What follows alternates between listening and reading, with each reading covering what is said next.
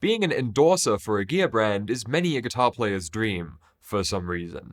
But the fact that all prestige behind being an endorser is long gone is lost on most of them, and half the musicians I've seen accept endorsement contracts don't even know what the fuck that means. So let's get into it. The origin of guitar endorsements is a bit blurry. Personally, I would say it started as early as 1952 with the Gibson Les Paul deal.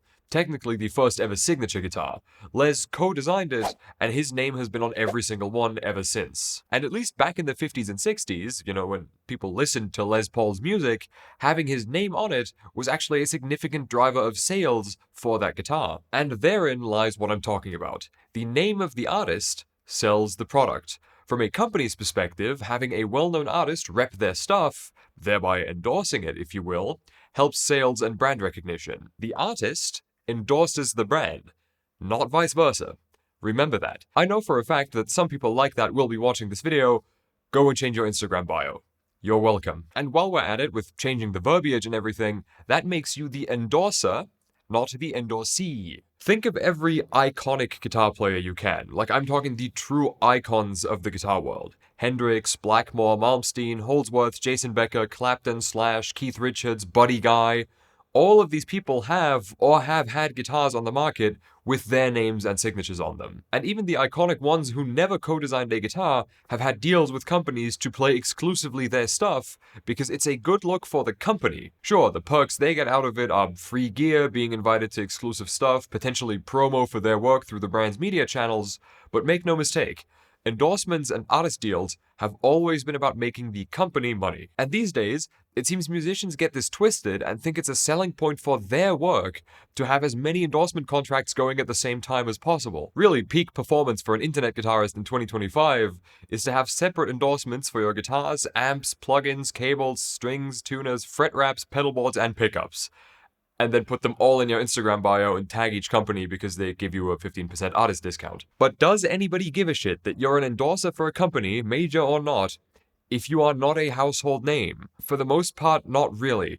If your name means something to a significant portion of the industry, say you're Petrucci, Kerry King, Kirk Hammett, Mustaine, whatever, companies will be fighting over who gets to have you on their artist roster. You can see this when major artists like that switch brands for virtually no reason. Kerry King going from BC Rich to Dean, to be fair, BC Rich was kind of tanking, Mustaine moving from Jackson to Gibson, but if you have 25,000 Instagram followers and a band with 17k monthly listeners on Spotify, that's cool, that's great. You are on a good path, but nobody gives a fuck what company you're endorsing, especially if you can't even get the terminology right and claim that they are endorsing you. The whole culture around this has shifted in recent years. Take, for example, a company like Solar Guitars. Solar has an artist application form on their website, which you can fill out to tell them who you are and what you do, and if they deem it good enough and see that your primary instruments are Solar, congratulations, you are now a Solar Guitars artist. The perks of this? Virtually none, beyond imaginary bragging rights and some illusion of exclusivity. In reality, all you need is a band with a couple listeners and some tangible presence on social media, even if you have very few followers. Does Solar give free gear to all of these people? Fuck no, that program would be hemorrhaging money if they did that. But if your band releases a new album or music video, they'll make an Instagram post about it, which costs nothing. And many companies have been going about endorsement deals this way for some time now, but it defeats the original purpose of the idea, which is to sell more gear because the person endorsing your product has a large following of people who want to do what they do. There's a construction tool company here in Europe called Parkside. For years, their ads were as generic as they could be, randos doing construction with a budget-friendly power drill. But at some point, they decided to allocate some ad budget to having Arnold do one single ad for them, and sales went through the roof. Because people now believe Schwarzenegger sits at home building bookshelves with these tools, and if they buy the same chainsaw that he claims to use, they can be a little more like him. And who doesn't want to be a little bit more like Arnold Schwarzenegger? The benefit for him? Obviously a bunch of money. I assume the ad was well paid itself, but if they're smart, they likely also paid him off to never publicly be seen using a different brand of power tools because that would look bad. That is how guitar endorsements started off. But if I'm running a gear company and you want to become an endorser, but have a following of maybe 40,000 people on Instagram, 10k YouTube subs, and a band that plays local shows in Chicago, all the endorsement deal is a formality. I'm still not going to pay you, and you're not getting any prestige out of working with my company either, because you're neither getting free gear nor are we co-designing anything together. It's status quo, but with a contract that says you can't play anything else anymore.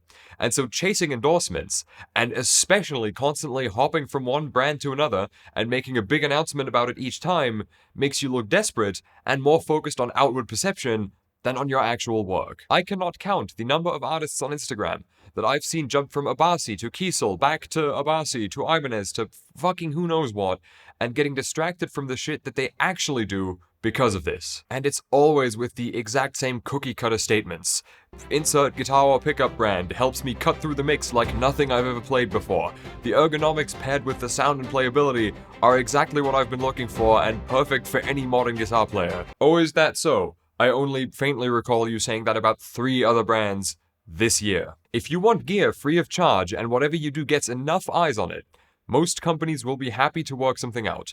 Half this gear behind me, of which there is a lot, I didn't pay for because me working it into interesting content has verifiably led to sales, and so the companies go, yeah, take it, okay. But thinking that an endorsement, as in, oh, this guy only plays this brand, is of any benefit to that brand unless you are a big artist, is inherently arrogant. Think to yourself this. Are people willing to pay good money to see what you do? Do they pay ticket prices higher than $20 to come see you play a show? Are you even playing shows that cost more than $20? Do people pay any money to experience what you do? Because if the answer is no, then nobody is spending money specifically in an effort to play the same gear as you, so an endorsement is stupid and pointless. Focus on your work, and you'll see the offers to work together start rolling in, because whatever you do will actually gain a following. Don't be stuck at 15,000 followers emailing Stringjoy, EMG, Fishman, and Onyball because you think a brand name looks good in your bio. There are Instagram guitarist exceptions to this, and I don't usually like using that term either because most of these people also play shows and tours. In fact, I think I may be the only one in my immediate circle who doesn't. But take somebody like Kian Hushman, for example. You may have seen his face before, you may not. He is a Jackson artist, but every trade show that I have ever gone to internationally has had his face plastered across the walls of the Jackson booth, right next to Jeff Loomis, right next to Marty Friedman, whatever. This is somebody who has gained a somewhat sizable following on the internet, and it has translated into real life because he is now included in stuff like Jackson promo shoots for new guitar releases. So to sum this all up, endorsements come from a time when there were fewer musicians to watch in general, since there was no internet and no insane niches were able to develop like they are today. And although endorsements and signature gear have always been about making money, they used to have more meaning when you were actually co-designing stuff with a company as an artist, or at the very least playing it because it's what you truly stand behind. Again, all of the biggest guitar legends are living proof of this. At most, your favorite legendary player has switched companies once, but most of them have been with the same company using the same product for decades, because it's what suits them best and it's what they stand behind. Hopping from contract to contract, hoping people will take you more seriously, is not impressive. It more so just shows you don't care about what you play as much as you do about shilling stuff to people, whether you're actually fond of it or not. Thank you for watching, and I'll see you around.